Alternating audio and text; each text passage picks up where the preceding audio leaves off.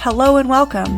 I am Dr. Lara May, a clinical pharmacist specializing in functional medicine, as well as a certified yoga teacher and Reiki master.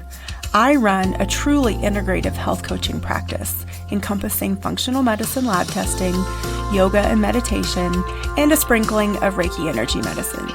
Join me here on Light Body Radio to break through your health plateau and come into alignment with your natural vitality.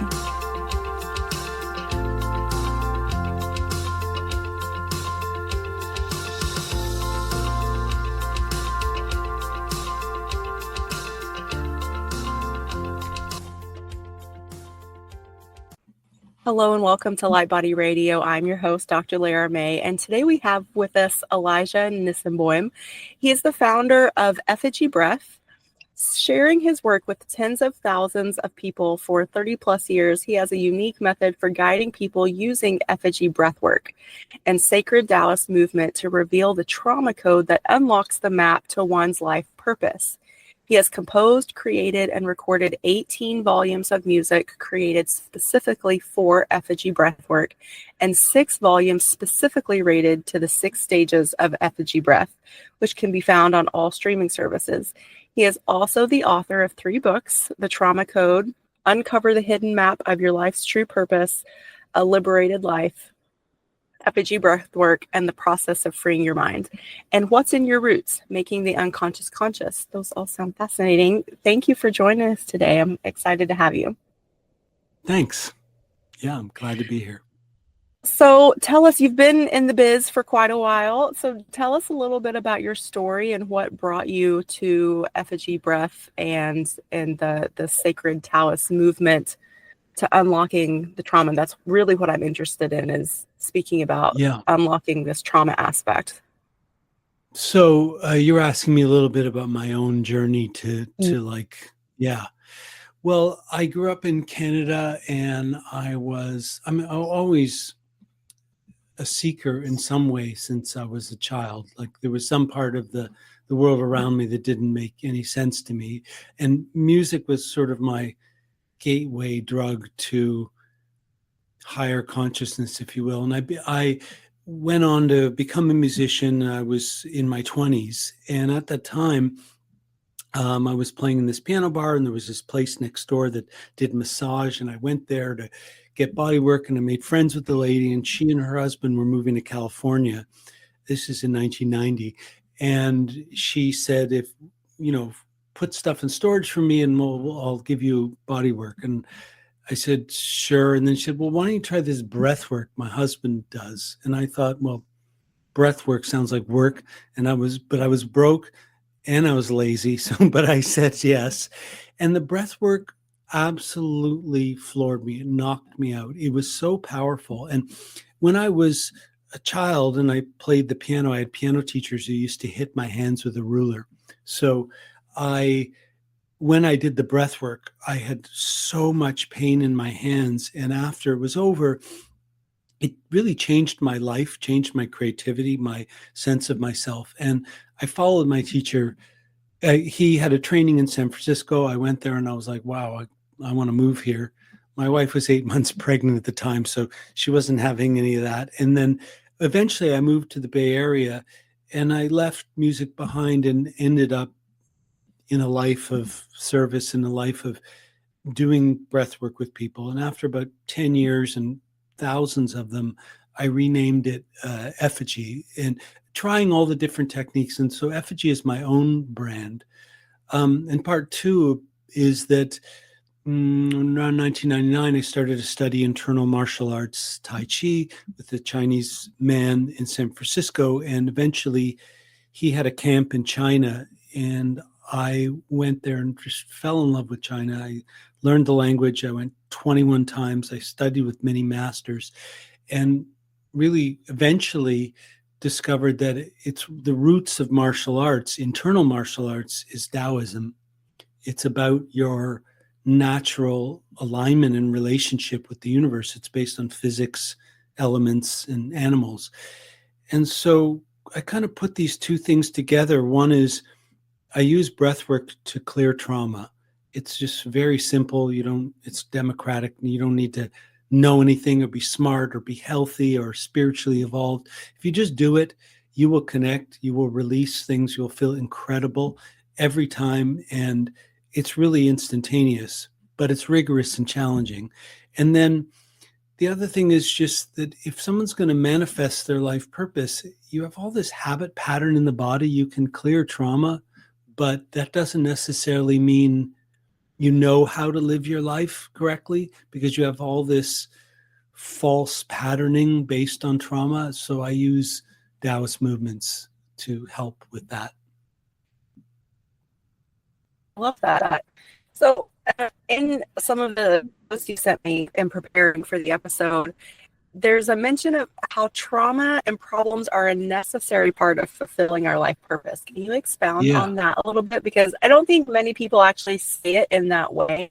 Yeah. And I think it can be pretty powerful to think about it in that way specifically.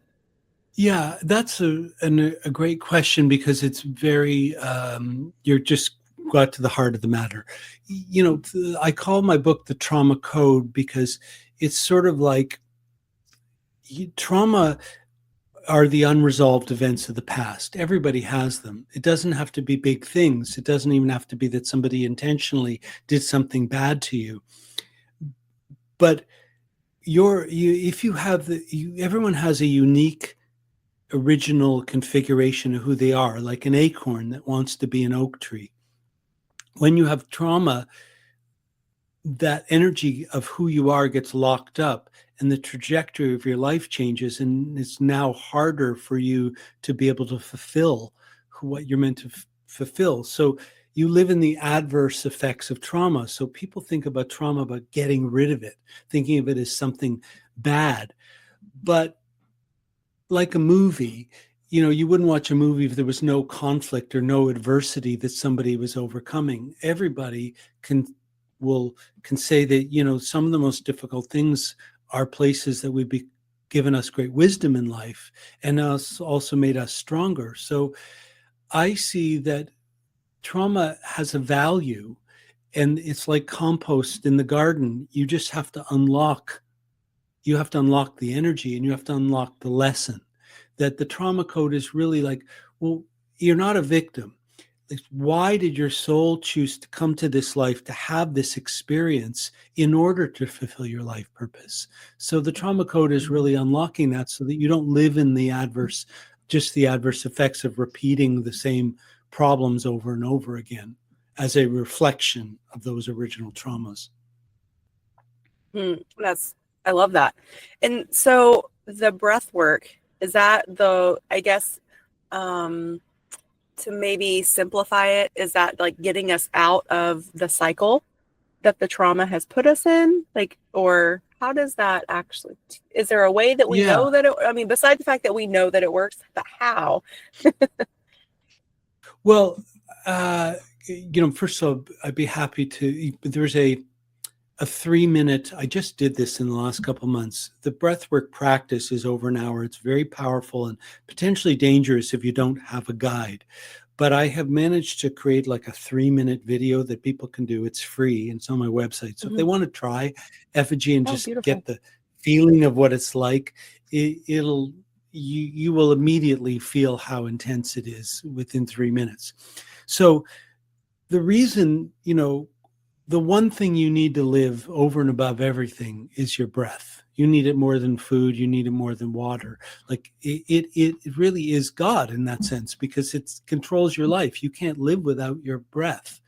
But oxygen is the container for what other traditions would call chi or prana, like the life force. The force of the universe is inside your breathing.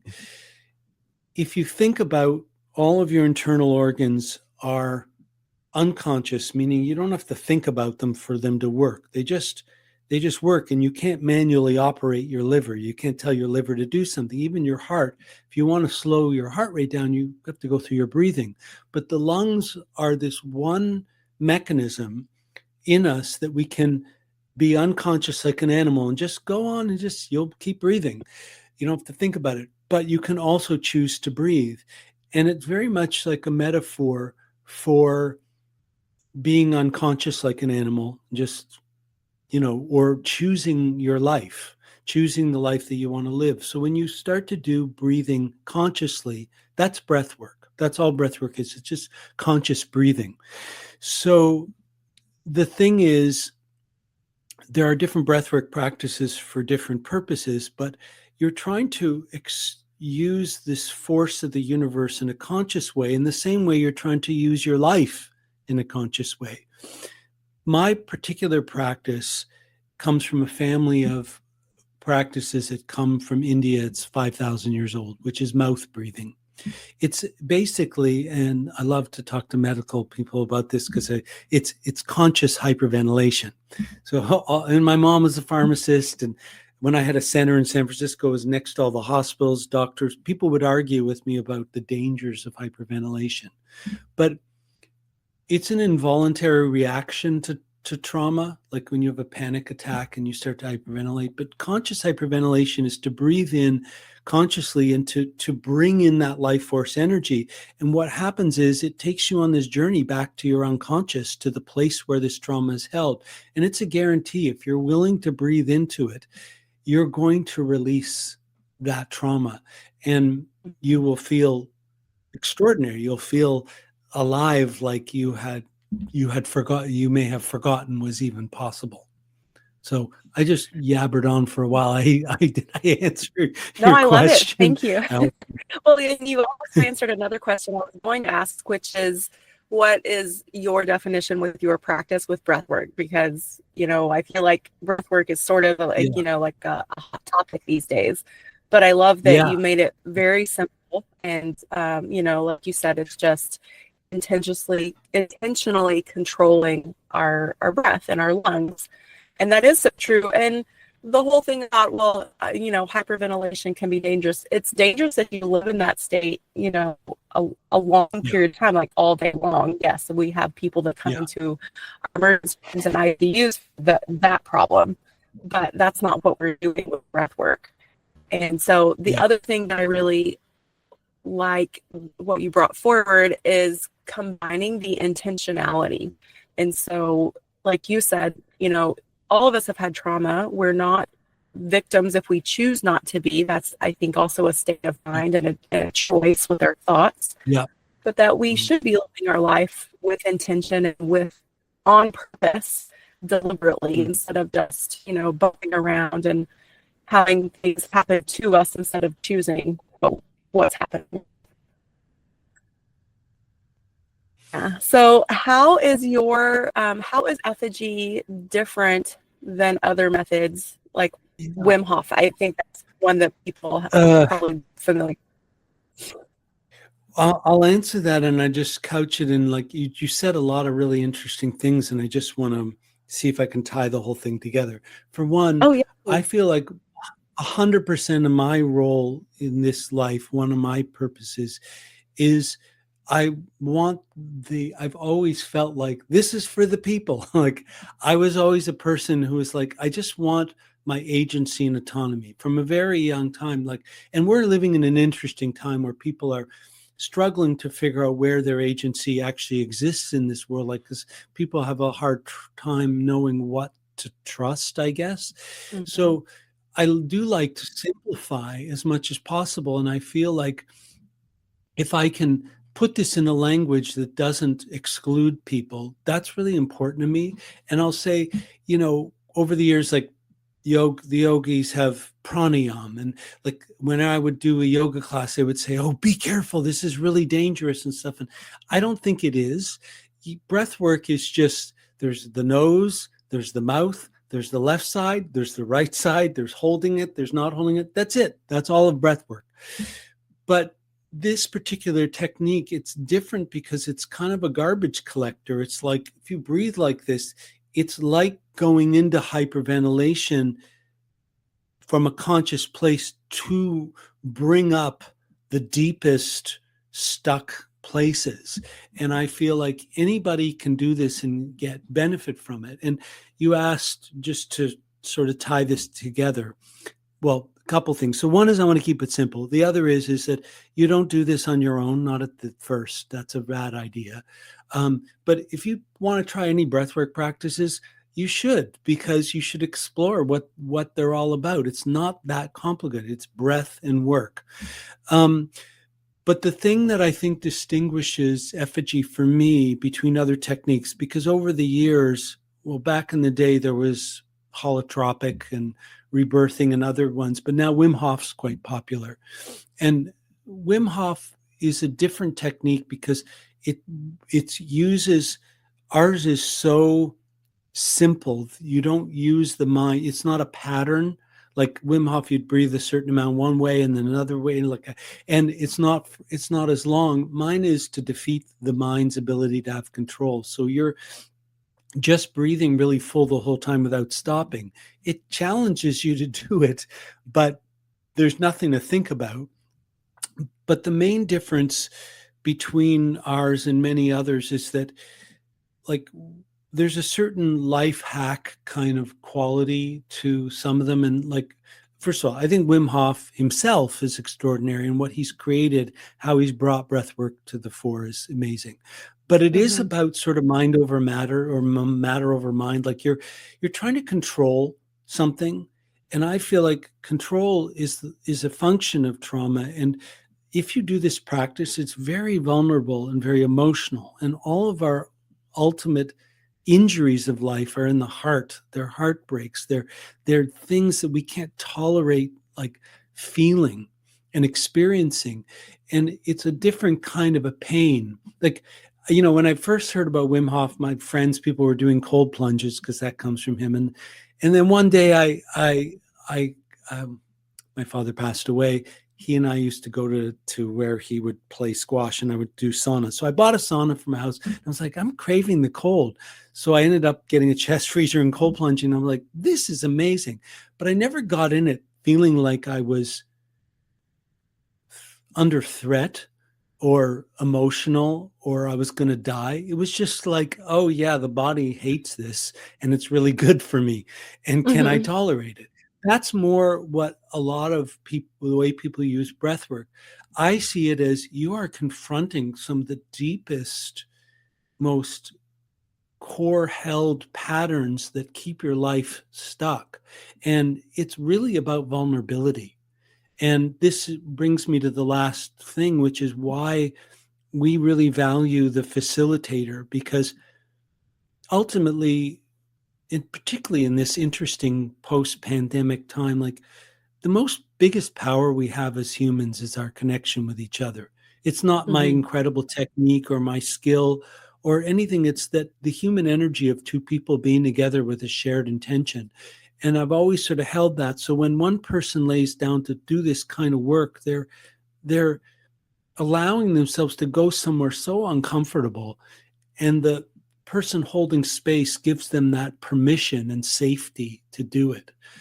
So that's kind of our big difference. Oh, one last thing, plant medicine, because a lot of people talk about plant medicine, but plant medicine isn't you doing the work. It's you taking some external substance that's taking you on a journey. When you're doing breath work, you're the one that's making it happen through your breathing. So that's another difference. Yeah. And again, it's your choice. You're making the conscious decision to participate. So I think, like you said, it brings in the aspect of agency.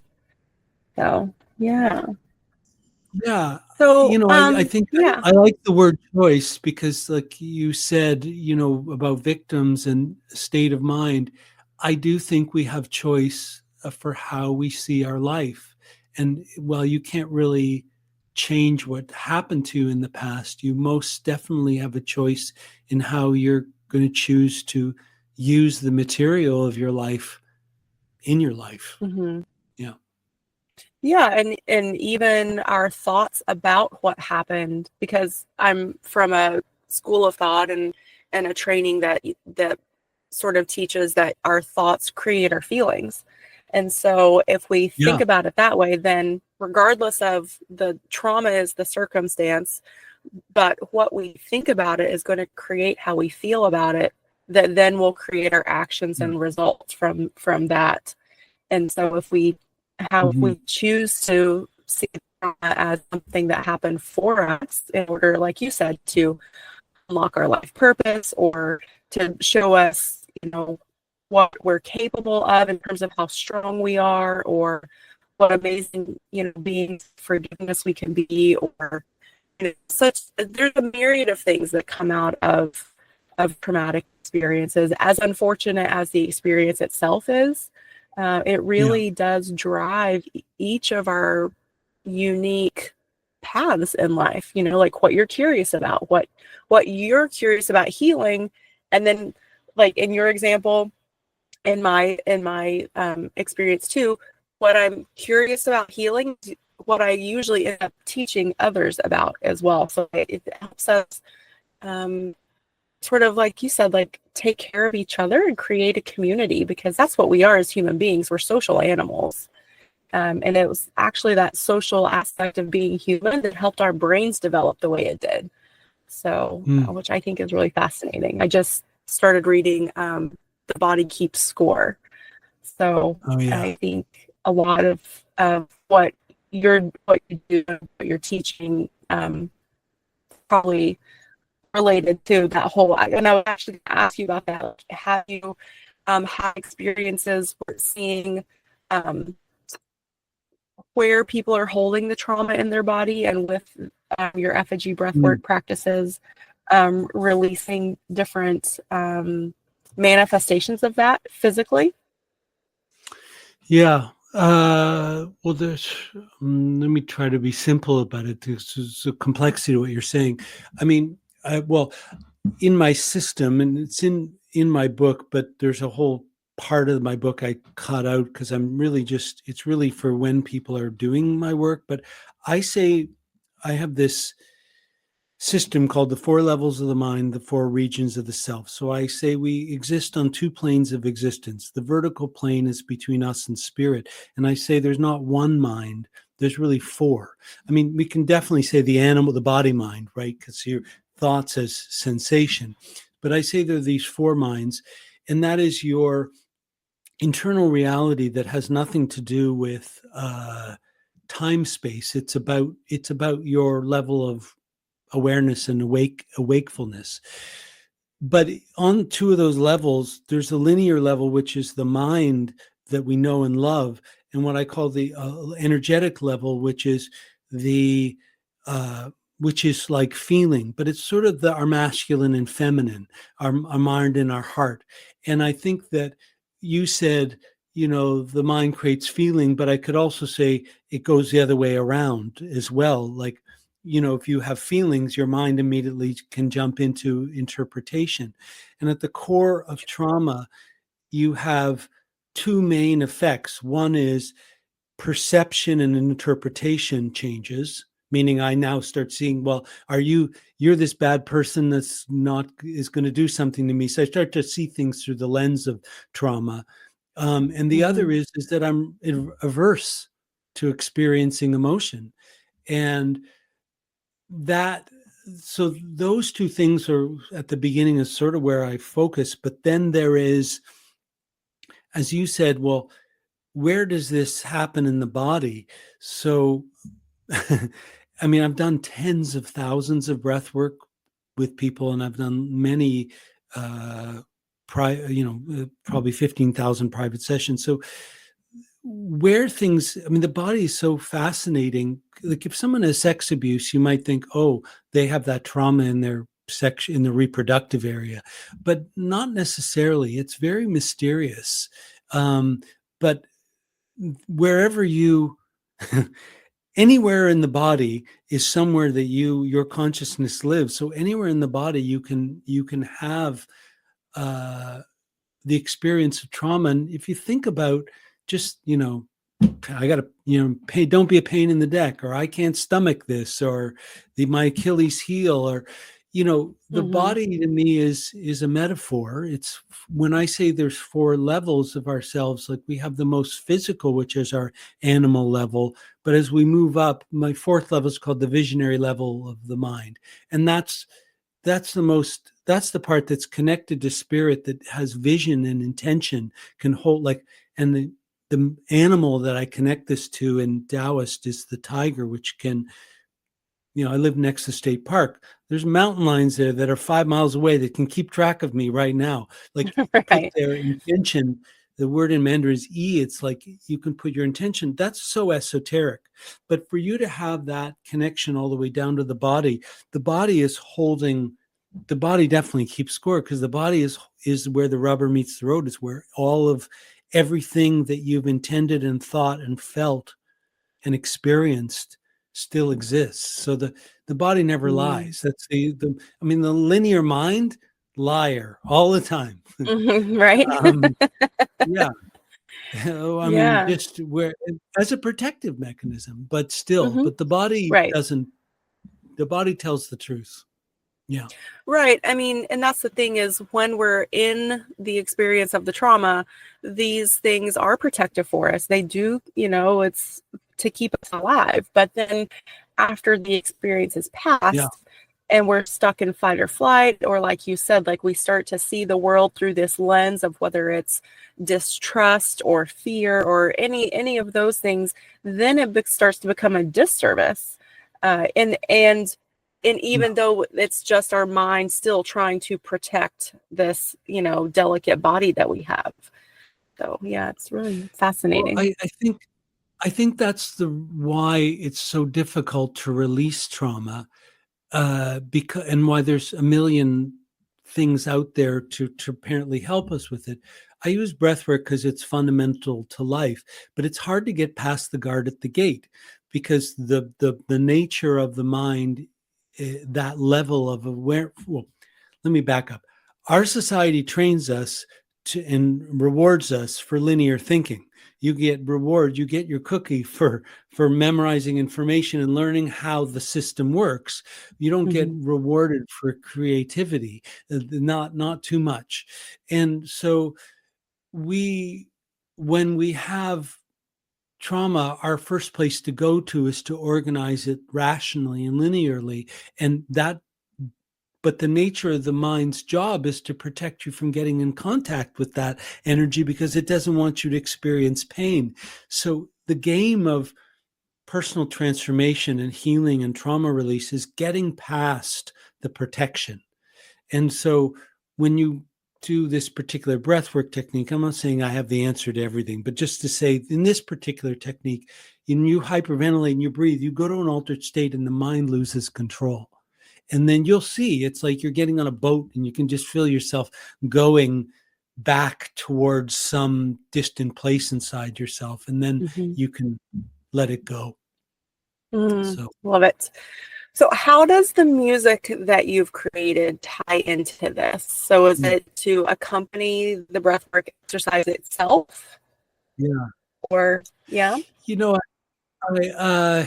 it's music, is one of my most favorite things in the world. I was, ever since I was a child, and I played music and was a musician.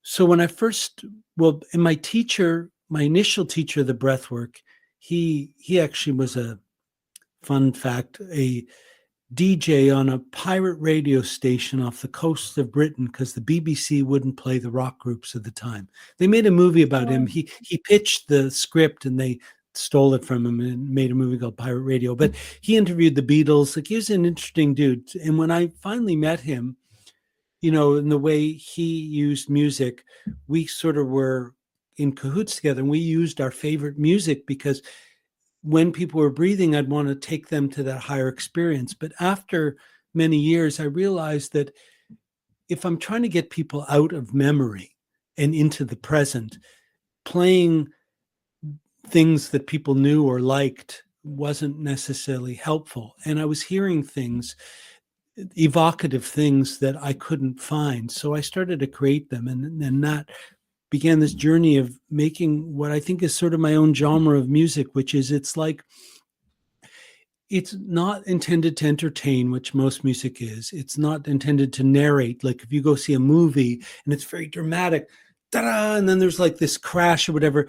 But life isn't like like that. It's more of like an underground stream that's just like slowly, slowly changing. So someone like Philip Glass, I used to play his music a lot, music that would draw you in more and resonate with that. So there's 6 stages, and I've created music for all those stages, and I use it to help people to get the most out of whatever part of the journey is. And the stages, the first one's going up because you're going up. Second one's like a establishing of a rhythm. So it's a lot of rhythmic music. And then there's a pushing stage where you're really dealing with stuff, and then a release, and then a kind of a meditation place, and then a celebratory place. That's my fast explanation. Okay.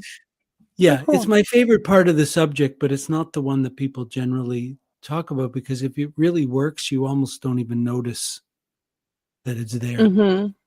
So, And is it required to listen with headphones or anything? I couldn't have Or imagined suggested?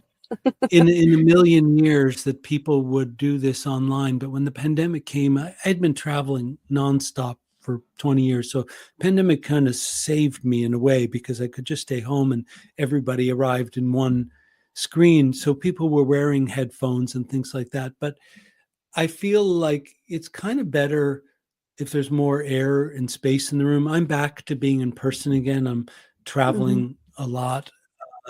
So if generally I just play it through a stereo. But when I'm online, it kind of just really depends on, like, we have a class in a couple days, and I'm not going to tell people how to listen to it, but my recommendation is not necessarily on headphones. Also, if I raise my voice, it gets really loud in your head.